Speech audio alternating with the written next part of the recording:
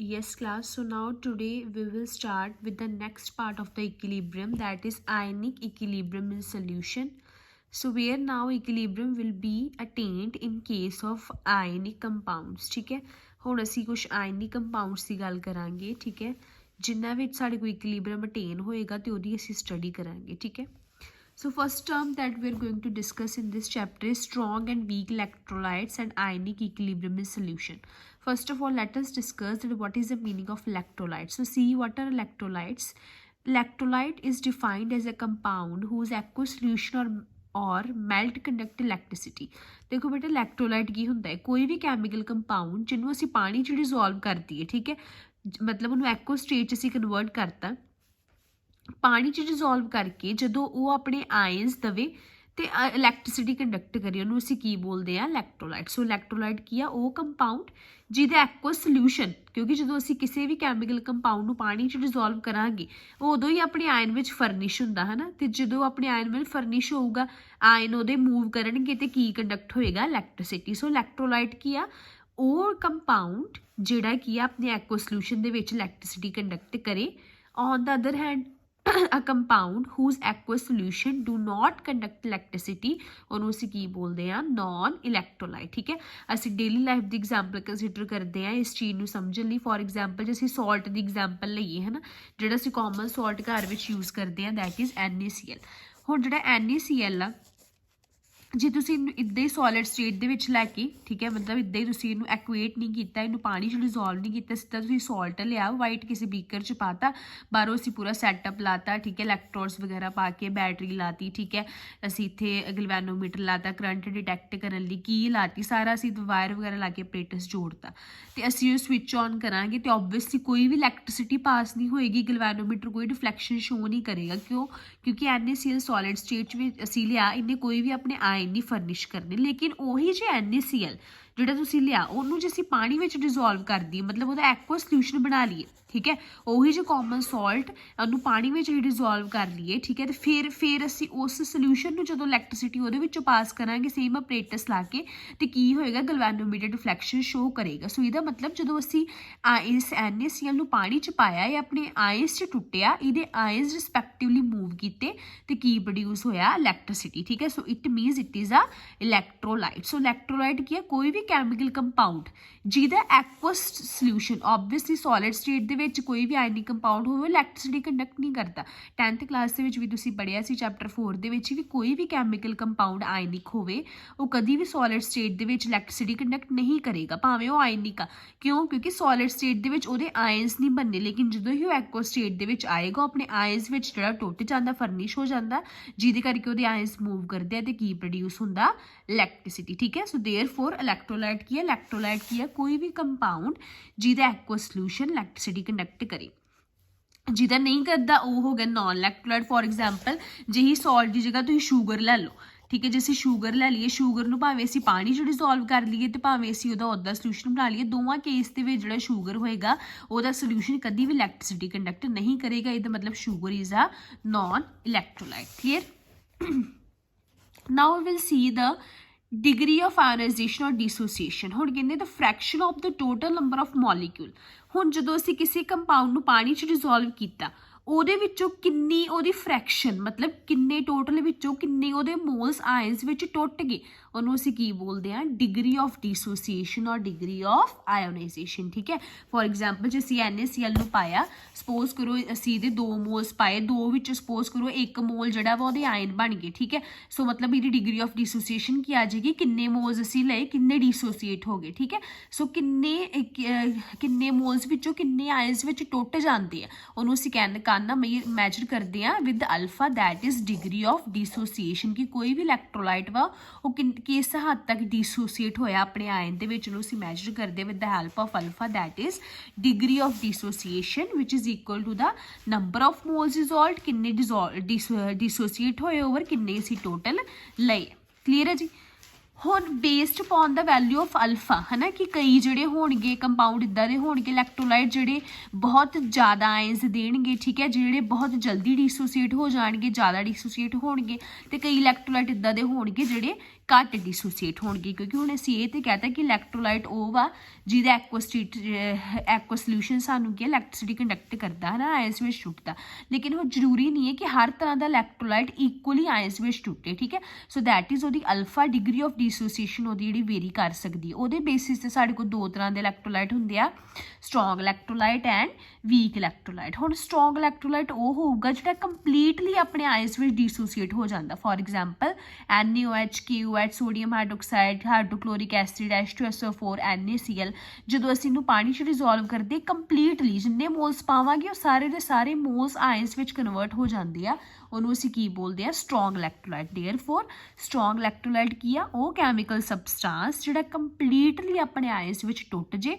ਉਹਨੂੰ ਅਸੀਂ ਕੀ बोलांगे strong electrolyte जे ਅਸੀਂ NaCl ਦੇ सपोज करो इत्थे हुण एग्जाम्पल कंसीडर कर रहे सी कि असीं इहदे 2 मोल लए जे 2 मोल्स विचों 2 मोल्स ही डिसोसीएट हो जाण दैट इज़ वो फिर इलैक्ट्रोलाइट की होएगा साडे कोल स्ट्रोंग इलैक्ट्रोलाइट कि जदों असीं NaCl नूं पानी च डिजोल्व कीता 2 मोल असीं लए पानी च डिजोल्व किया तो दोवें के दोवें मोल्स ही ये की हो गए आयंस में टुट गए दैट इज़ Na पॉजिटिव अलग हो गए तो Cl नैगेटिव अलग हो गया क्लीयर है जी नैक्सट आ गया वीक इलैक्ट्रोलाइट की होएगा वो सबसटांस जिहड़े बहुत घट अपने आयंस में टुटते उन्होंने असीं की बोलते हैं वीक इलैक्ट्रोलाइट जे घट टुटते हैं मतलब ये बहुत घट इलैक्ट्रिसिटी कंडक्ट करनगे तो स्ट्रोंग वाले ज़्यादा करनगे हुण वीक इलैक्ट्रोलाइट की एग्जाम्पल असीं लैंदे अमोनीयम हाइड्रोक्साइड एसिटिक एसिड ठीक है सो जो भी असीं इन्हां सॉल्ट्स नूं पानी च डिजोल्व करांगे बहुत घट आयन फर्निश करते हैं ठीक है दैट इज़ दा अल्फा हुंदा वा वो घट हुंदा वा ठीक है So, as strong electrolyte are completely ionized in aqueous solution, therefore their ionization हुण देखो strong electrolyte पूरी तरह अपने आयंस में टुट जाता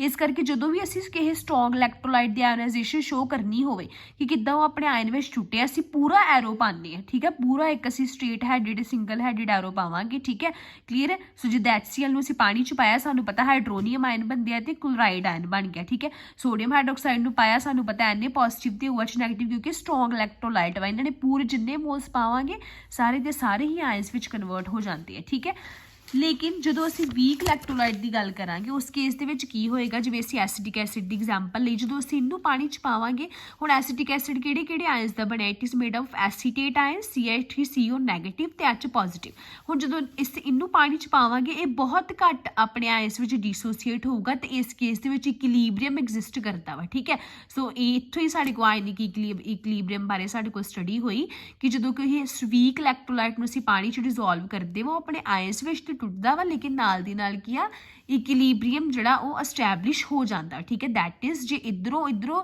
रिएक्शन होने के चांसिस है तो पूरी प्रोबेबिलिटी कि दोबारा कंबाइन करके दोबारा सानू एसिडिक एसिड दे दे ठीक है so always remember in case of weak electrolyte असीं इक्विलिब्रियम जिहड़ा वा वो एस्टैबलिश जिहड़ा होना ही होना वा क्योंकि वीक इलैक्ट्रोलाइट ने कभी भी पूरी तरह नहीं टुटना इस करके वीक इलैक्ट्रोलाइट के केसिस दे विच जदों भी उन्हां दी डिसोसीएशन शो करनी आ असीं जिहड़ा वा डबल एरोस पावांगे ठीक है इसी तरह अमोनीयम हाइड्रोक्साइड ठीक है वो असी ऐड करांगे NH4 पॉजिटिव ठीक है जो पानी में ऐड किया तो OH नैगेटिव अपने रिस्पैक्टिव आयंस छुट के लेकिन again it is a weak electrolyte therefore असी कह सकते हैं कोई भी ABJ वीक इलैक्ट्रोलाइट है जो असी इनू एक्वा स्टेट के कन्वर्ट करते हैं तो हमेशा इक्विलिब्रियम एस्टैबलिश होएगा फिर ही अपने आयंस में टुटेगा which shows that it is a weak electrolyte ठीक है क्लीयर है जी हुण देखो जे इक्विलिब्रियम है तो यदा फिर कोई इक्विलिब्रियम कॉन्सटेंट भी होएगा तो जे असीं इस रिएक्शन ते लॉ ऑफ कैमिकल इक्विलिब्रियम लाइए जिहड़ा असीं पढ़िया वो की हैगा concentration of the products over concentration of the product of the reactants okay so ये साडे कोल बन जाएगा equals to KI where KI is the ionization constant ठीक है जी Yes class, so now we will study the ionization of weak electrolyte that is Ostwald dilution law. So let us consider the ionization of a weak electrolyte such as acetic acid. Whenever we dissolve acetic acid in water, as we know it will dissociate into its respective ion. ठीक है अपने respective ions में टूटेगा that is acetate ion and H positive ion and H positive ion में असीं की लिखता hydronium ion क्योंकि असीं देखते हैं कि H positive ion अनस्टेबल इस करके असीं इहनूं हाइड्रोनियम आयन की फॉर्म च लिख सकते हैं क्लीयर है ਸੋ ਅਸੀਂ ਲਾਅ ਆਫ ਕੈਮੀਕਲ ਇਕੁਇਲਿਬਰੀਅਮ ਇਸ ਰਿਐਕਸ਼ਨ ਤੇ ਅਪਲਾਈ ਕੀਤਾ। ਕੀ ਕਹਿੰਦਾ law of chemical equilibrium, it is equal to the product of concentration of the products upon the product of concentration of the reactant. Now as we have studied earlier ਕਿ water ਦੀ concentration ਅਸੀਂ constant ਲੈਂਦੇ ਹਾਂ, K is also constant, water ਨੂੰ ਉੱਥੇ ਜਾ ਕੇ multiply ਕਰਾਤਾ ਕੇ into H2। ਸੋ ਇਹਨਾਂ ਤੋਂ ਦੋਵਾਂ ਦਾ ਪ੍ਰੋਡਕਟ ਸਾਡੇ ਕੋਲ ਕਾਹਦੇ ਇਕੁਅਲ ਆ ਗਿਆ, ਕੇ ਏ ਦੇ। ਠੀਕ ਹੈ, ਇਹਨਾਂ ਦੋਵਾਂ ਦਾ ਪ੍ਰੋਡਕਟ ਆਇਆ ਕੇ ਏ ਦੇ, where K is called as the dissociation constant of an acid. Clear ਹੈ ਜੀ। ਸੋ ਆਹ ਚੀਜ਼ ਸਾਡੇ ਕੋਲ ਬਣ ਗਈ। ਹੁਣ ਸਾਡੇ ਕੋਲ ਅਸੀਂ ਕਰਨਾ ਕੀ ਆ, ਅਸੀਂ ਡਰਾਈਵ ਕਰਨਾ Ostwald dilution law in case of ionisation of weak electrolyte. ਠੀਕ ਹੈ, so again we will consider this reaction. So see ਹੁਣ ਇਸ ਰਿਐਕਸ਼ਨ ਦੇ ਵਿੱਚ ਸਾਡੇ ਕੋਲ ਕੀ ਹੋਇਆ, ਸਪੋਜ਼ ਕਰੋ ਕਿ ਇਨੀਸ਼ੀਅਲੀ ਸਾਡੇ ਕੋਲ ਜਿਹੜੀ ਐਸਿਟਿਕ ਐਸਿਡ ਦੀ ਕੰਸਨਟ੍ਰੇਸ਼ਨ ਹੈਗੀ ਉਹ ਸਾਡੇ ਕੋਲ ਹੈਗੀ ਆ ਮੋਲਸ ਪਰ ਲੀਟਰ ਦੇ ਵਿੱਚ ਸੀ। ਠੀਕ ਹੈ, ਐਂਡ ਹਲੇ ਪ੍ਰੋਡਕਟ ਬਣੇ ਨਹੀਂ ਹੈ, ਇਹਨਾਂ ਦੀ ਕੰਸਨਟ੍ਰੇਸ਼ਨ ਕੀ ਹੋਏਗੀ 0। ਤੇ ਇਕੁਇਲਿਬਰੀਅਮ ਦੀ ਕੰਸਨਟ੍ਰੇਸ਼ਨ ਕੀ ਹੋਗੀ, ਦੇਖੋ ਹੁਣ ਇਹਦੇ ਵਿੱਚੋਂ ਪਹਿਲਾਂ ਸੀ ਲੇਕਿਨ ਜਦੋਂ ਇਕੁਇਲਿਬਰੀਅਮ ਅਚੀਵ ਹੋਇਆ, ਸਪੋਜ਼ ਕਰੋ ਐਸਿਟਿਕ ਐਸਿਡ ਦੇ ਅਲਫਾ ਮੋਲ ਡੀਸੋਸੀਏਟ ਹੋ ਗਏ। ਠੀਕ ਹੈ, ਮਤਲਬ ਜਿੰਨੇ ਵੀ ਅਸੀਂ 1 ਮੋਲ ਲਏ 2 ਮੋਲ ਲਏ, ਜਿੰਨੀ ਵੀ ਅਸੀਂ ਕੰਸਨਟ੍ਰੇਸ਼ਨ ਇਹਦੇ ਲਈ ਆ ਮੋਲਸ ਪਰ ਲੀਟਰ ਦੇ ਵਿੱਚ, ਉਹ 'ਚੋਂ ਅਲਫਾ ਜਿਹੜੀ ਚੀਜ਼ ਆ ਉਹ ਡੀਸੋਸੀਏਟ ਹੋ ਗਈ। ਠੀਕ ਹੈ ਜੀ, ਸੋ ਮਤਲਬ ਕਿ ਅਲਫਾ ਕੰਸਨਟ੍ਰੇਸ਼ਨ ਜਿਹੜੀ ਆ ਉਹ ਕੀ ਹੋ ਗਈ ਆਇਸ ਵਿੱਚ ਟੋਟੀ ਕੇ ਐਸਿਟਿਕ ਐਸਿਡ ਦੀ। ਠੀਕ ਹੈ, ਸੋ ਦੈਟ ਇਜ਼ ਇਕੁਇਲਿਬਰੀਅਮ ਤੇ ਕੰਸਨਟ੍ਰੇਸ਼ਨ ਕੀ ਆ ਜਾਣੀ ਐਸਿਟਿਕ ਐਸਿਡ ਦੀ C1 ਮਾਈਨਸ ਅਲਫਾ, ਤੇ ਇਹਨਾਂ ਦੋਵਾਂ ਦੀ ਸਾਡੇ ਕੋਲ ਆ ਜਾਣੀ ਪ੍ਰੋਡਕਟ ਦੀ C ਅਲਫਾ। ਠੀਕ ਹੈ ਜੀ, ਕਲੀਅਰ ਹੈ। ਸੋ ਦੇਖੋ ਜਿੰਨੀ ਵੀ ਅਸੀਂ ਇਨੀਸ਼ੀਅਲੀ ਕੰਸਨਟ੍ਰੇਸ਼ਨ ਲੈਂਦੇ ਹਾਂ ਉਹਨੂੰ ਅਸੀਂ ਜਿੰਨੇ ਵੀ ਮੋਲਸ ਡੀਸੋਸੀਏਟ ਹੋਣੇ ਆ ਉਹਨਾਂ ਨਾਲ ਮਲਟੀਪਲਾਈ ਕਰ ਦਿੰਦੇ। ਜਿਵੇਂ C ਲਈ ਹੈ, ਠੀਕ ਹੈ, C ਵਿੱਚੋਂ ਅਲਫਾ ਡੀਸੋਸੀਏਟ ਹੋ ਗਏ। ਠੀਕ ਹੈ, ਅਸੀਂ ਲਿਖਦੇ C1 minus alpha, C alpha ਇਹਨਾਂ ਦੀ ਆ ਜਾਣੀ। ਠੀਕ ਹੈ ਜੀ, ਕਲੀਅਰ ਹੈ। ਸੋ ਹੁਣ ਅਸੀਂ ਫਿਰ ਲਾਅ ਆਫ ਕੈਮੀਕਲ ਇਕੁਇਲਿਬਰੀਅਮ ਸਾਡੇ ਕੋਲ ਇਹੀ ਸੀਗਾ। ਠੀਕ ਹੈ, ਹੁਣ ਇਹਦੇ ਵਿੱਚ ਸਾਡੇ ਕੋਲ ਕੀ ਸੀਗਾ, ਅਸੀਂ ਵੈਲਿਊਜ਼ ਪੁੱਟ ਕਰਾਂਗੇ ਇਸ ਇਕੁਏਸ਼ਨ ਦੇ ਵਿੱਚ। ਅਸੀਂ ਕੰਸਨਟ੍ਰੇਸ਼ਨ ਦੀ ਵੈਲਿਊਜ਼ ਲੱਭ ਲਈਆਂ, ਹੁਣ ਇਸ ਇਕੁਏਸ਼ਨ 'ਚ ਅਸੀਂ ਵੈਲਿਊਜ਼ ਪੁੱਟ ਕਰਾਂਗੇ ਤੇ ਸਾਡੇ ਕੋਲ ਕੀ ਆਇਆ, ਦੇਖੋ ਇਹਦੀ ਕੰਸਨਟ੍ਰੇਸ਼ਨ ਕੀ ਹੈ ਸਾਡੇ ਕੋਲ C alpha into C alpha upon C1 minus alpha, ये बन गया C square alpha square upon C1 minus alpha, C कटेंगे साढ़े को आ गया C alpha square upon 1 minus alpha. Now in case of weak electrolyte कहते देखो असी पढ़िया कि वीक इलैक्ट्रोलाइट ने बहुत घट डिसोसीएट होना, मतलब वो अल्फा बहुत घट होएगा, इस करके उन्होंने निगलैक्ट कर सकते हैं। ठीक है, एंड इन कंपैरिजन टू 1। ठीक है, उपर इतों असी निगलैक्ट कर देना अल्फा। ठीक है, साढ़े कोल कल्ला की बच गया, सारी चीज़ असी निगलैक्ट करती। We get K equals to C alpha square, तो अल्फा की वैल्यू साढ़े को की आ गई अंडर रूट के ए अपॉन C। ठीक है, so the degree of dissociation alpha can therefore be calculated. So इसका मतलब कि किसी भी वीक इलैक्ट्रोलाइट का असीं अल्फा कैलकुलेट कर सकते हैं जे सानू उहदा के तो उहदी कंसनट्रेशन जिहड़ी पता होवे। ठीक है जी, clear. Now if V is the volume of the solution in litres containing 1 mole, फिर सानू की पता वा कि कंसनट्रेशन काहदी इक्वल होगी साडे कोल 1 अपॉन V दे। ठीक है, क्लीयर। जे साडे कोल V वॉल्यूम सॉरी सोल्यूशन दा, ठीक है, जिहदे विच 1 मोल साडे कोल इलैक्ट्रोलाइट है तो साडे कोल कंसनट्रेशन की number of moles upon volume, तो 1 मोल साडे कोल यही सी ना कंसनट्रेशन साडे कोल N अपॉन V, लेकिन मोल्स की करते असी 1, सो कंसनट्रेशन की हैगी C equals to 1 upon V। So इत्थे असी की इत्थे की 1 by C it is equal to V, इस करके V नूं असी उपर लिखता। क्लीयर है जी, ओके। सिमिलरली साडे कोल किसी बेस लई उहदे विच भी साडे कोल यही इक्वेशन आएगी। सो इहदा मतलब कि किसी भी वीक इलैक्ट्रोलाइट का जो असी अल्फा फाइंड करना होवे असी इस इक्वेशन नाल कर सकते हैं कि किसी भी वीक इलैक्ट्रोलाइट का अल्फा काहदे इक्वल होएगा, उहदे रिएक्शन कांस्टेंट दे इक्वल। ठीक है, अपॉन इट्स कंसनट्रेशन। क्लीयर है जी। सो इस इक्वेशन तो साडे कोल की ड्राइव होंदा है ओस्टवाल्ड डिल्यूशन लॉ। सो कहते कि इस इक्वेशन तो सानू की कंक्लूजन मिलिया कि फॉर अ वीक इलैक्ट्रोलाइट, कोई भी वीक इलैक्ट्रोलाइट होया ਉਹਦੀ डिग्री ऑफ डिसोसीएशन देखो इनवर्सली डिपेंड कर रही है कंसनट्रेशन पे। ठीक है, और जी degree of dissociation it is inversely proportional to the concentration. Concentration की है इनवर्सली प्रपोर्शनल है। ठीक है, square root of the molar concentration और directly proportional to the square root of the volume. Clear है जी।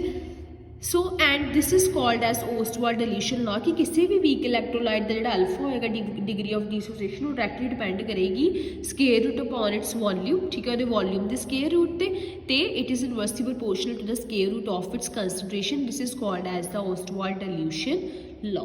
क्लियर है। So following this law try to solve this numerical. Yes class, so next topic is various concept of acid and base and formation of salt। ਹੁਣ ਬੇਟਾ ਅਸੀਂ acid ਤੇ base ਦੇ ਅਲੱਗ-ਅਲੱਗ concept ਪੜ੍ਹਨੇ ਆ। ਸੋ ਬੇਸਿਕਲੀ ਅਸੀਂ ਪਹਿਲਾਂ ਕਲਾਸੀਕਲ ਕਨਸੈਪਟ ਪੜਾਂਗੇ ਕਿ ਪਹਿਲਾਂ ਅਸੀਂ ਐਸਿਡ ਤੇ ਬੇਸ ਨੂੰ ਕਿੱਦਾਂ ਡਿਫਾਈਨ ਕਰਦੇ ਸੀ, फिर असी पढ़ना आर्हीनियस कंसैप्ट, ठीक है, फिर असी पढ़ना ब्रॉन्स्टेड लॉरे ते फिर लुईस एसिड बेस कंसैप्ट जिहड़ा वाइडली यूज होएगा नैक्सट क्लास दे भी, ठीक है। सो देखो बेटा क्लासिकली असी की कहने सीगे कि एसिड की हुंदे आ ਉਹ सबस्टांस ਜਿਹੜੇ H पॉजिटिव देन ਜਿਹੜੇ जिन्हां ਦਾ एक्वा सोल्यूशन इलैक्ट्रिसिटी कंडक्ट करे ਤੇ ਅਸੀਂ ਇਹ ਬੋਲਦੇ ਸੀ ਕਿ ਜਦੋਂ ਵੀ ਕੋਈ ਐਸਿਡ ਮੈਟਲ ਨਾਲ ਰਿਐਕਟ ਕਰਦਾ ਉਹ ਹਾਈਡਰੋਜਨ ਗੈਸ ਇਵੋਲਵ ਕਰਦਾ। ਫਿਰ ਅਸੀਂ ਇਹ ਵੀ ਕਹਿ ਦਿੰਦੇ ਸੀ ਕਿ ਐਸਿਡਸ ਉਹ ਹੁੰਦੇ ਆ ਜਿਹੜੇ ਬਲੂ ਲਿਟਮਸ ਨੂੰ ਰੈੱਡ ਕਰਨ, ਜਿਹਨਾਂ ਦਾ ਟੇਸਟ ਸੋਰ ਹੋਵੇ, ਠੀਕ ਹੈ। ਸੋ ਇਹ ਸਾਰੀਆਂ ਪ੍ਰੋਪਰਟੀਜ਼ ਅਸੀਂ 10th ਕਲਾਸ ਦੇ ਵਿੱਚ ਪੜ੍ਹੀਆਂ ਐਸਿਡਸ ਦੀਆਂ ਕਿ ਐਸਿਡ ਇਹਨਾਂ ਸਾਰੀ ਚੀਜ਼ਾਂ ਨੂੰ ਕਿਹਾ ਜਾਂਦਾ ਸੀਗਾ, ਠੀਕ ਹੈ। ਤੇ ਬੇਸ ਕਿਹਨੂੰ ਕਿਹਾ ਜਾਂਦਾ ਸੀ? ਜਿਹੜਾ ਬਿਟਰ ਹੋਵੇ ਟੇਸਟ ਦੇ ਵਿੱਚ, ਜਿਹੜਾ ਰੈੱਡ ਲਿਟਮਸ ਨੂੰ ਬਲੂ ਕਰਦੇ ਹੈ ਨਾ, ਜਿਹੜਾ OH ਨੈਗੇਟਿਵ ਆਇਨ ਦੇਵੇ ਜਦੋਂ ਅਸੀਂ ਉਹਨੂੰ ਕੀ ਆ डिजोल्व करिए वाटर दे विच, है ना, ते जिहड़ा सोपी होवे स्लिपरी होवे टू टच। सो ये सारी प्रॉपर्टीज असी बेस दी जिहड़ियां वा 10th क्लास दे विच पढ़ियां सी। So these are the classical concept, ठीक है, जिहदे नाल असी एसिड ते बेस नूं डिफाइन करते सी, ओके। लेकिन हुण असी जिहड़ा वा थोड़े जिहे कुछ मॉडर्न कंसैप्ट पढ़ांगे एसिड ते बेस ते given by different scientist. So first we are going to study the Arrhenius concept of acid and base, ठीक है। सो नाउ आर्हीनियस इन 1884, ठीक है, साइंटिस्ट सीगा, उन्हें एक थ्योरी जिहड़ी वा वो दित्ती सानू जिन्हों असीं बोलदे Arrhenius theory of ionisation. So उन्हें की किया? According to him the acid is defined as a substance. Acid वो सबस्टांस हुंदे आ which contain hydrogen and when dissolved to water give hydrogen ion, ठीक है। सो कहंदा कि आर्हीनियस कंसैप्ट ਦੇ अकॉर्डिंग कि ਜਿਹੜੇ ਸਾਡੇ ਕੋਲ ਐਸਿਡ ਹੁੰਦੇ ਆ ਉਹ ਸਬਸਟੈਂਸ ਹੁੰਦੇ ਆ ਜਿਨ੍ਹਾਂ ਵਿੱਚ H ਪੋਜ਼ਿਟਿਵ ਆਇਨ ਹੋਵੇ। ਦੈਟ ਇਜ਼ ਜਦੋਂ ਅਸੀਂ ਕਿਸੇ ਵੀ ਕੈਮੀਕਲ ਸਬਸਟੈਂਸ ਨੂੰ ਪਾਣੀ 'ਚ ਡਿਜ਼ੋਲਵ ਕਰੀਏ, ਵਾਟਰ 'ਚ ਡਿਜ਼ੋਲਵ ਕਰੀਏ ਤੇ ਉਹ ਸਾਨੂੰ H ਪੋਜ਼ਿਟਿਵ ਆਇਨ ਦੇਵੇ, ਉਹਨੂੰ ਅਸੀਂ ਕੀ ਬੋਲਦੇ ਆ? ਐਸਿਡਸ, ਠੀਕ ਹੈ। ਸੋ ਆਰਹੀਨੀਅਸ ਕੰਸੈਪਟ ਦੇ ਅਕੋਰਡਿੰਗ ਇਹ ਸੀਗੀ ਐਸਿਡ ਦੀ ਡੈਫੀਨੇਸ਼ਨ ਜਿਹੜੀ ਅਸੀਂ 10th ਕਲਾਸ ਦੇ ਵਿੱਚ ਵੀ ਅਸੀਂ ਇਹੀ ਕਹਿੰਦੇ ਸੀ ਨਾ ਕਿ ਐਸਿਡ ਉਹ ਸਬਸਟੈਂਸ ਹੁੰਦੇ ਜਿਹੜੇ H ਪੋਜ਼ਿਟਿਵ ਆਇਨ ਦੇਣ, ਠੀਕ ਹੈ। ਮਤਲਬ ਜਿਨ੍ਹਾਂ ਨੂੰ ਅਸੀਂ ਜਦੋਂ ਵਾਟਰ 'ਚ ਡਿਜ਼ੋਲਵ ਕਰੀਏ ਉਹਦੇ ਵਿੱਚ H ਪੋਜ਼ਿਟਿਵ ਆਇਨ ਜਿਹੜਾ डिसोसीएट होन, ठीक है। सो ਉਹਦੇ ਅਕੋਰਡਿੰਗ ਐਸਿਡ ਉਹ ਸਬਸਟੈਂਸ ਆ which gives H positive ion. For example HCl, HNO3, H2SO4, sulphuric acid, hydrochloric acid, nitric acid, ਇਹਨਾਂ ਸਾਰਿਆਂ ਵਿੱਚ ਹਾਈਡਰੋਜਨ ਆ ਤੇ ਜਦੋਂ ਅਸੀਂ ਇਹਨਾਂ ਨੂੰ ਪਾਣੀ 'ਚ ਡਿਜ਼ੋਲਵ ਕਰਦੇ, ਵਾਟਰ 'ਚ ਡਿਜ਼ੋਲਵ ਕਰਦੇ ਆ ਤੇ ਜਦੋਂ ਇਹ ਆਪਣੇ ਰਿਸਪੈਕਟਿਵ ਆਇਨਸ ਵਿੱਚ ਟੁੱਟਦੇ ਆ ਤੇ ਸਾਨੂੰ H ਪੋਜ਼ਿਟਿਵ ਆਇਨ ਜਿਹੜਾ ਉਹ ਮਿਲਦਾ, ਠੀਕ ਹੈ। ਫॉर एग्जांपल HCl ਨੂੰ ਵਾਟਰ 'ਚ ਡਿਜ਼ੋਲਵ ਕੀਤਾ, we are getting H positive, Cl negative, so hence it is a acid. Similarly ਜਦੋਂ ਅਸੀਂ HNO3 ਨੂੰ ਵਾਟਰ 'ਚ ਡਿਜ਼ੋਲਵ ਕਰਦੇ H ਪੋਜ਼ਿਟਿਵ, NO3 ਨੈਗੇਟਿਵ, ਹੈ ਨਾ। ਜਦੋਂ ਅਸੀਂ H2SO4 ਨੂੰ ਡਿਜ਼ੋਲਵ ਕਰਾਂਗੇ ਸਭ ਤੋਂ ਪਹਿਲਾਂ ਸਾਡੇ ਕੋਲ ਬਣਦਾ ਵਾ ਇੱਕ H ਪੋਜ਼ਿਟਿਵ ਨਿਕਲਦਾ, ਠੀਕ ਹੈ। ਫਿਰ ਸਾਡੇ ਕੋਲ ਦੂਜਾ ਦੈਟ ਇਜ਼ 2 ਹੈ ਨਾ, ਸੋ 2 H ਪੋਜ਼ਿਟਿਵ, SO4 2 ਨੈਗੇਟਿਵ, ਠੀਕ ਹੈ। ਸੋ ਇਹ ਸਾਰੇ ਸਟਰੋਂਗ ਐਸਿਡ ਹੁੰਦੇ ਆ ਜਿਹੜੇ ਉਸੇ ਵੇਲੇ ਸਾਨੂੰ ਵਾਟਰ 'ਚ ਡਿਜ਼ੋਲਵ ਹੋ ਕੇ H ਪੋਜ਼ਿਟਿਵ ਆਇਨ ਦੇ ਦੇਣ। These R called as strong acid. ਲੇਕਿਨ ਅਗੇਨ ਵੀਕ ਐਸਿਡਸ ਕਿਹੜੇ ਹੋਣਗੇ? ਉਹ ਜਿਹੜੇ ਸਾਡੇ ਕੋਲ ਕੈਮੀਕਲ ਕੰਪਾਊਂਡ ਜਿਹੜੇ ਸਾਨੂੰ ਬਹੁਤ ਘੱਟ ਐਸਿਡ ਮਤਲਬ ਬਹੁਤ ਘੱਟ ਆਪਣੇ H ਪੋਜ਼ਿਟਿਵ ਆਇਨ ਵਿੱਚ ਡੀਸੋਸੀਏਟ ਹੋ ਰਹੇ ਆ। ਜਿੱਦਾਂ ਅਸੀਂ ਪੜ੍ਹਿਆ ਸੀ ਐਸਿਟਿਕ ਐਸਿਡ, ਠੀਕ ਹੈ, H ਪੋਜ਼ਿਟਿਵ ਆਇਨ ਦਿੰਦਾ ਲੇਕਿਨ ਇਕੁਇਲਿਬਰੀਅਮ ਮੇਨਟੇਨ ਹੋ ਜਾਂਦਾ, ਠੀਕ ਹੈ। It is a weak acid that is ਜਿਹੜੀ ਰਿਐਕਸ਼ਨ ਇੱਧਰ ਨੂੰ ਗਿਆ ਤੇ ਇੱਧਰ ਨੂੰ ਵੀ ਜਾ ਸਕਦਾ। ਸਿਮਿਲਰਲੀ ਬੇਟਾ ਕਾਰਬੋਨਿਕ ਐਸਿਡ, ਫੋਸਫੋਰਿਕ ਐਸਿਡ, ਠੀਕ ਹੈ। ਸੋ ਇਹ ਸਾਰੇ ਸਾਡੇ ਕੋਲ ਕਿਹੜੀ ਹੁੰਦੇ ਆ? These are the weak acids. ਮਤਲਬ ਜਦੋਂ ਅਸੀਂ ਇਹਨਾਂ ਨੂੰ ਪਾਣੀ 'ਚ ਡਿਜ਼ੋਲਵ ਕਰਦੇ ਹਾਂ ਇਹ ਸਾਨੂੰ H ਪੋਜ਼ਿਟਿਵ ਆਇਨ ਤੇ ਦਿੰਦੇ ਆ ਲੇਕਿਨ with the formation of the equilibrium, ਠੀਕ ਹੈ। ਸੋ ਜਿੱਦਾਂ carbonic acid it dissociate into 2H positive and CO3 2 negative, clear। So ਅਸਲ ਦੇ ਵਿੱਚ ਇਹ ਰਿਐਕਸ਼ਨ ਬੇਟਾ ਕੀ ਹੁੰਦਾ? ਪਹਿਲਾਂ ਇੱਕ H ਪੋਜ਼ਿਟਿਵ ਨਿਕਲਦਾ ਫਿਰ ਦੂਜਾ ਨਿਕਲੇਗਾ, ਠੀਕ ਹੈ। ਹਾਂਜੀ ਜਿੱਦਾਂ ਕੰਸੀਡਰ ਕਰੋ ਤੁਹਾਡੇ ਕੋਲ ਹੈਗਾ ਕਾਰਬੋਨਿਕ ਐਸਿਡ, ਠੀਕ ਹੈ। ਜਦੋਂ ਅਸੀਂ ਇਹਨੂੰ ਪਾਣੀ 'ਚ ਡਿਜ਼ੋਲਵ ਕਰਾਂਗੇ ਪਹਿਲਾਂ ਇੱਕ H ਪੋਜ਼ਿਟਿਵ ਦੇਗਾ ਨਾਲ HCO3 ਨੈਗੇਟਿਵ ਬਾਹਰ ਆਏਗਾ, ਫਿਰ ਜਿਹੜਾ HCO3 ਨੈਗੇਟਿਵ ਆ ਇਹ ਡੀਸੋਸੀਏਟ ਹੋਏਗਾ, ਫਿਰ H ਪੋਜ਼ਿਟਿਵ ਤੇ CO3 2 ਨੈਗੇਟਿਵ 'ਚ ਟੁੱਟੇਗਾ ਤੇ ਓਵਰਆਲ ਰਿਐਕਸ਼ਨ ਅਸੀਂ ਕੀ ਲਿਖਦੇ ਪਏ ਆ ਕਿ H2CO3 ਕੰਬਾਈਨ ਡੀਸੋਸੀਏਟ ਹੁੰਦਾ ਹੈ ਕਿ ਦਿੰਦਾ 2H positive plus CO3 2 negative, ਠੀਕ ਹੈ। So this is the weak acid carbonic acid, ਠੀਕ ਹੈ। ਐਂਡ ਵੀਕ ਐਸਿਡ ਹੈ ਕਿਉਂਕਿ ਇਕੁਇਲਿਬਰੀਅਮ ਮੇਨਟੇਨ ਹੋ ਗਿਆ, H पॉजिटिव दे रहा है लेकिन टू अ स्मॉलर एक्सटेंट, ठीक है। So these are the concept of the Arrhenius acid. Similarly Arrhenius base किहड़े वा उन्हें कहा सीगा कि base according to him base वो सबसटेंस आ अगेन जिहड़ा असीं 10th क्लास दे विच पढ़िया जदों असीं उहनूं वाटर च डिजोल्व करिए तो सानूं हाइड्रोक्साइड आयन देवे, है ना। सो असीं पढ़ चुके ऑलरेडी OH नैगेटिव आयन जिहड़ा देवे असीं उहनूं बेस कह दिंदे आ। फॉर एग्जांपल NaOH नूं वाटर च डिजोल्व कीता Na पॉजिटिव OH नैगेटिव बन गया, KOH नूं कीता आ बन गया, है ना। सिमिलरली हुण बेस भी स्ट्रॉन्ग वीक होणगे, स्ट्रॉन्ग ਸਟਰੋਂਗ ਜਿਹੜੇ ਬਹੁਤ ਜ਼ਿਆਦਾ ਕੰਟੈਂਟ ਵਿੱਚ OH ਨੈਗੇਟਿਵ ਆਇਨ ਦੇ ਦਿੰਦੇ ਜਿਨ੍ਹਾਂ ਵਿੱਚ ਇਕੁਇਲਿਬਰੀਅਮ ਸਟੈਬਲਿਸ਼ ਨਹੀਂ ਹੁੰਦਾ, ਤੇ ਵੀਕ ਬੇਸ ਕਿਹੜੇ ਹੋ ਜਾਣਗੇ, for example ammonium hydroxide, calcium hydroxide, aluminium hydroxide, these all are the weak bases. ਮਤਲਬ ਜਦੋਂ ਅਸੀਂ ਇਹਨਾਂ ਨੂੰ ਪਾਣੀ 'ਚ ਡਿਜ਼ੋਲਵ ਕਰਦੇ ਆ ਟੂ ਅ ਸਮਾਲਰ ਐਕਸਟੈਂਟ ਸਾਨੂੰ OH ਨੈਗੇਟਿਵ ਆਇਨ ਦਿੰਦੇ again with the formation of equilibrium. ਠੀਕ ਹੈ, so according to Arrhenius acid ਉਹ ਸਬਸਟੈਂਸ ਆ ਜਿਹੜੇ H ਪੋਜ਼ਿਟਿਵ ਆਇਨ ਦੇਣ, ਸਟਰੋਂਗ ਐਸਿਡ ਜਿਹੜੇ ਜ਼ਿਆਦਾ ਮਾਤਰਾ 'ਚ ਜ਼ਿਆਦਾ ਡਿਸੋਸੀਏਟ ਹੋ ਜਾਣ, ਇਕੁਇਲਿਬਰੀਅਮ ਵੀ ਨਹੀਂ ਅਚੀਵ ਹੁੰਦਾ, ਤੇ ਵੀਕ ਐਸਿਡ ਜਿਹੜੇ ਕੀ ਹੈ ਘੱਟ ਐਕਸਟੈਂਟ ਵੀ ਡਿਸੋਸੀਏਟ ਹੋਣ। ਠੀਕ ਹੈ, ਤੇ ਇਕੁਇਲਿਬਰੀਅਮ ਮੇਨਟੇਨ ਹੋ ਜਾਂਦਾ ਹੈ। ਐਂਡ ਸਟਰੋਂਗ ਬੇਸ ਜਿਹੜੇ ਹੋਣਗੇ ਅਗੇਨ ਫਿਰ sodium hydroxide and this and weak base. ਠੀਕ ਹੈ, ਸੋ ਤੁਸੀਂ ਐਗਜ਼ਾਮਪਲਸ 3-4 ਯਾਦ ਰੱਖ ਲੈਣੀਆਂ, ਸਟਰੋਂਗ ਐਸਿਡਸ ਦੀਆਂ, ਵੀਕ ਐਸਿਡਸ ਦੀਆਂ, ਸਟਰੋਂਗ ਬੇਸ ਦੀਆਂ as well as weak base. Clear ਹੈ ਜੀ? Yes class, so now we will study the second concept, that is Bronsted-Lowry concept of acid and base. So there are some limitations of Arrhenius concept ਜਿਹੜੇ ਤੁਸੀਂ ਖੁਦ ਪੜੋਗੇ। ਠੀਕ ਹੈ, ਸੋ ਉਹਨਾਂ limitations ਨੂੰ ਪੂਰਾ ਕਰਨ ਲਈ ਸਾਡੇ ਕੋਲ ਸੈਕਿੰਡ concept ਆਇਆ, that is Bronsted-Lowry of concept of acid and base। ਠੀਕ ਹੈ, according to him acid ਉਹ substance ਸੀਗੇ which has tendency to give a proton, that is acid ਉਹ ਜਿਹੜੇ H positive ਦਿੰਦੇ ਆ ਜਿੱਦਾਂ ਕਿ Arrhenius ਨੇ ਕਿਹਾ ਸੀਗਾ, ਲੇਕਿਨ according to him base ਉਹ substance ਆ ਜਿਹਨਾਂ ਦੀ ਟੈਂਡੈਂਸੀ ਹੁੰਦੀ ਹੈ ਟੂ ਅਸੈਪਟ ਅ ਪ੍ਰੋਟੋਨ। ਠੀਕ ਹੈ, that is according to this concept acid ਉਹ ਸਬਸਟੈਂਸ ਆ which has the tendency ਮਤਲਬ ਜਿਹਨਾਂ ਦੀ ਸ਼ਮਤਾ ਵਾ H ਪੋਜ਼ਿਟਿਵ ਆਇਨ ਨੂੰ ਡੋਨੇਟ ਕਰਨ ਦੀ, ਜਿਹਨੂੰ ਅਸੀਂ ਵਾਟਰ 'ਚ ਡਿਜ਼ੋਲਵ ਕਰੀਏ ਜਾਂ ਕਿਸੇ ਸੋਲਵੈਂਟ 'ਚ ਪਾਈਏ ਤੇ ਆਪਣੇ H ਪੋਜ਼ਿਟਿਵ ਆਇਨ ਕਿਸੇ ਹੋਰ ਨੂੰ ਦੇ ਦੇਣ, ਤੇ ਬੇਸ ਉਹ ਹੁੰਦੇ ਆ ਜਿਹੜੇ ਉਹ H ਪੋਜ਼ਿਟਿਵ ਆਇਨ ਨੂੰ ਅਸੈਪਟ ਕਰ ਲੈਣ ਅਕੋਰਡਿੰਗ ਟੂ ਦਿਸ ਕੰਸੈਪਟ। ਠੀਕ ਹੈ, ਆਲਸੋ ਅਸੀਂ ਕਹਿ ਸਕਦੇ ਹਾਂ ਐਸਿਡ ਕੀ ਹੋਣਗੇ ਪ੍ਰੋਟੋਨ ਡੋਨਰ ਤੇ ਬੇਸ ਕੀ ਹੋਣਗੇ ਪ੍ਰੋਟੋਨ ਅਸੈਪਟਰ। ਠੀਕ ਹੈ, ਕੰਸੀਡਰ ਦਿਸ ਰਿਐਕਸ਼ਨ, ਜਦੋਂ ਅਸੀਂ HCl ਨੂੰ ਵਾਟਰ 'ਚ ਡਿਜ਼ੋਲਵ ਕੀਤਾ ਅਸੀਂ ਕਿਹਾ ਜੀ ਕੀ ਬੰਦਾ, ਸਪੋਜ਼ ਕਰੋ ਸਾਡੇ ਕੋਲ ਬਣ ਗਿਆ ਹਾਈਡਰੋਨੀਅਮ ਆਇਨ ਪਲੱਸ Cl ਨੈਗੇਟਿਵ। ਠੀਕ ਹੈ, ਕਲੀਅਰ?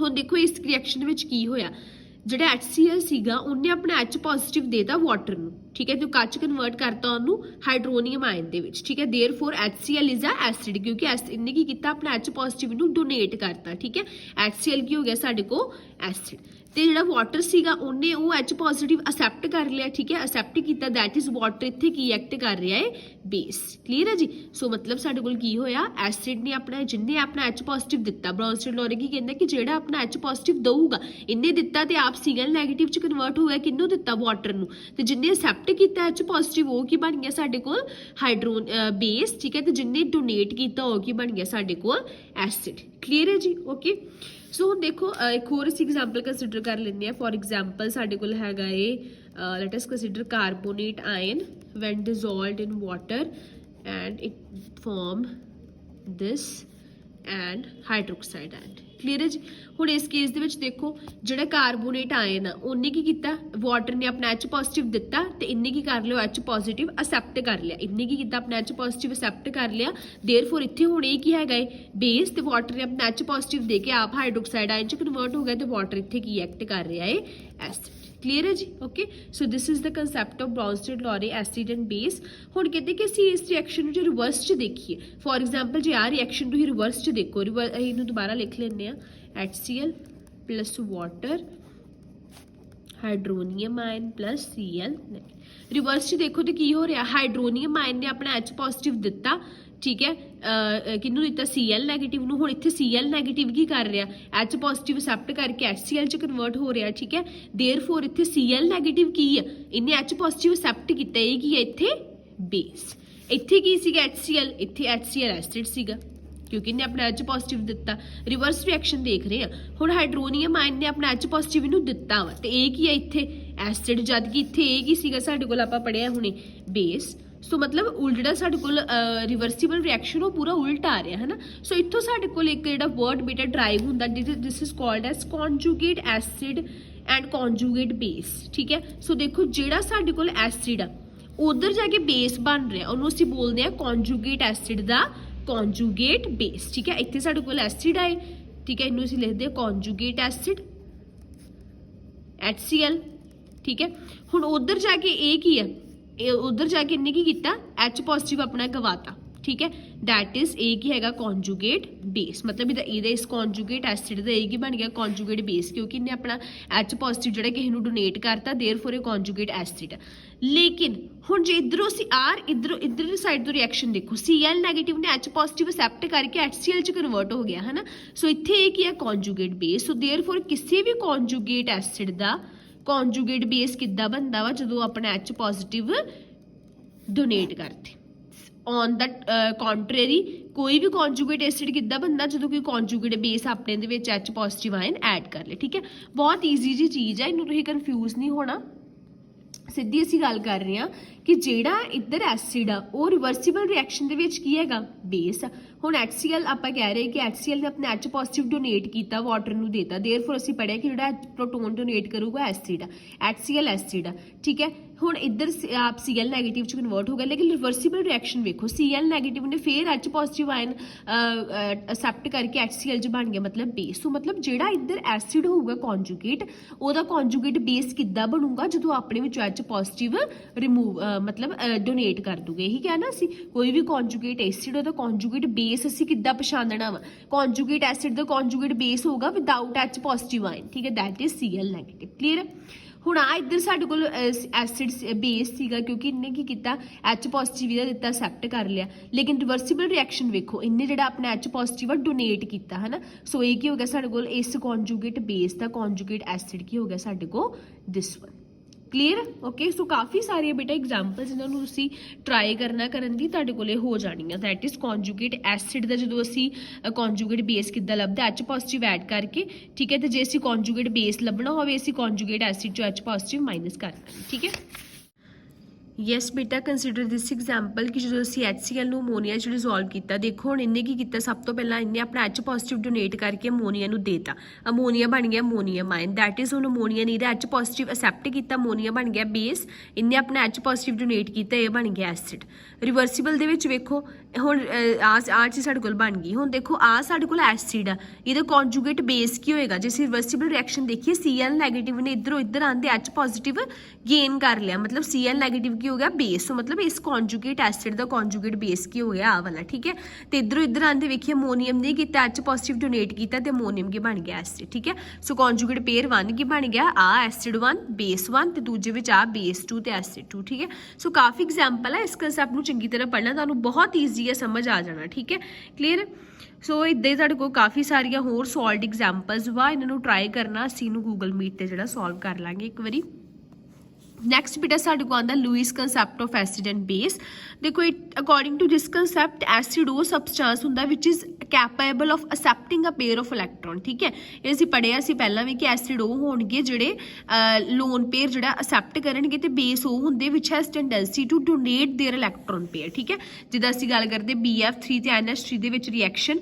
ਹੁਣ BF3 ਅਸੀਂ ਪੜ੍ਹਦੇ ਨਾ ਕਿ ਲੂਇਸ ਐਸਿਡ ਹੈ, ਕਿਉਂਕਿ ਇਹਦਾ ਆਕਟੇਟ ਕੰਪਲੀਟ ਨਹੀਂ ਹੈ, ਲੇਕਿਨ ਜਦੋਂ ਅਮੋਨੀਆ ਨੇ ਰਿਐਕਟ ਕਰੂਗਾ, ਅਮੋਨੀਆ ਇੱਕ ਲੂਇਸ ਬੇਸ ਆ, ਕਿਉਂਕਿ ਇਹਦੇ ਕੋਲ ਲੋਨ ਪੇਅਰ ਪਏ ਵਾ, therefore it can donate its electron pair to this by coordinate covalent bond. ठीक है, ये बना सकदा, ते साडे कोल की बन जांदा है, साडे कोल acid Lewis acid base pair. ठीक है, सो लुईस एसिड ਉਹ ਹੁੰਦੇ ਆ ਜਿਹੜੇ ਲੋਨ ਪੇਅਰ ਅਸੈਪਟ ਕਰਨ, ਤੇ ਜਿਹੜੇ ਸਾਡੇ ਕੋਲ ਲੁਈਸ ਬੇਸ ਹੁੰਦੇ ਆ ਉਹ ਉਸ ਲੋਨ ਪੇਅਰ ਨੂੰ ਡੋਨੇਟ ਕਰਦੇ ਆ। ਠੀਕ ਹੈ, ਅਸੀਂ ਪੜ੍ਹਦੇ ਆ ਅਮੋਨੀਆ ਹੋ ਗਿਆ ਲੁਈਸ ਬੇਸ, ਲੁਈਸ ਐਸਿਡ ਦੇ ਵਿੱਚ ਸੇ ਵੀ ਪੜਿਆ ਸੀ AlCl3, ਕਿਉਂਕਿ ਇਹਦਾ ਆਕਟੈਕਟ ਵੀ ਨਹੀਂ ਕੰਪਲੀਟ ਹੈਗਾ, it has tendency to accept pair of electron, ਕਿਉਂਕਿ ਐਲੂਮੀਨੀਅਮ ਦਾ ਆਰਬਿਟਲ ਖਾਲੀ, ਇਸ ਕਰਕੇ ਇਲੈਕਟ੍ਰੋਨ ਪੇਅਰ ਅਸੈਪਟ ਕਰ ਸਕਦਾ, ਸਿਮਿਲਰਲੀ ਇੱਥੇ ਬੋਰੋਨ ਕਰ ਸਕਦਾ। So according to Lewis concept, only what you have to remember is ਕਿ ਐਸਿਡਸ ਉਹ ਹੋਣਗੇ which have tendency to accept electron pair, ਤੇ ਬੇਸ ਉਹ ਹੋਣਗੇ which has tendency to donate electron pair. ਠੀਕ ਹੈ, ਹੁਣ ਇੱਕ ਹੋਰ ਐਗਜ਼ਾਮਪਲ ਕੰਸੀਡਰ ਕਰੋ ਅਮੋਨੀਅਮ ਤੇ H ਪੋਜ਼ਿਟਿਵ ਦੀ, ਅਮੋਨੀਆ ਤੇ H ਪੋਜ਼ਿਟਿਵ ਦੀ। ਹੁਣ ਅਮੋਨੀਆ H ਪੋਜ਼ਿਟਿਵ ਕੋ ਕੋਈ ਇਲੈਕਟ੍ਰੋਨ ਪੇਅਰ ਨਹੀਂ ਹੈਗਾ, ਹੈ ਨਾ, H ਪੋਜ਼ਿਟਿਵ ਮਤਲਬ ਨੋ ਇਲੈਕਟ੍ਰॉन्स, तो it is a Lewis acid here. ठीक है, तो अमोनीया लुईस बेस है, अगेन इन्होंने अपना लोन पेयर डोनेट कर सकता बाय कोऑर्डिनेट कोवैलेंट बॉन्ड। असीं पढ़िया भी सीगा जो आप न्यूक्लियोफाइल वगैरह रिएक्शन कीते सीगे। ठीक है, सो this is a simple concept of Lewis acid and base. So there are so many examples that you will do. For example, molecules having a central atom, ਪਹਿਲਾਂ ਕਹਿੰਦੇ Lewis acid ਉਹ ਤਰ੍ਹਾਂ ਦੇ ਹੁੰਦੇ ਆ ਜਿਨ੍ਹਾਂ ਵਿੱਚ octet complete ਨਹੀਂ central atom ਦਾ, ਜਿੱਦਾਂ ਅਸੀਂ ਗੱਲ ਕੀਤੀ BF3 ਦਿਸ।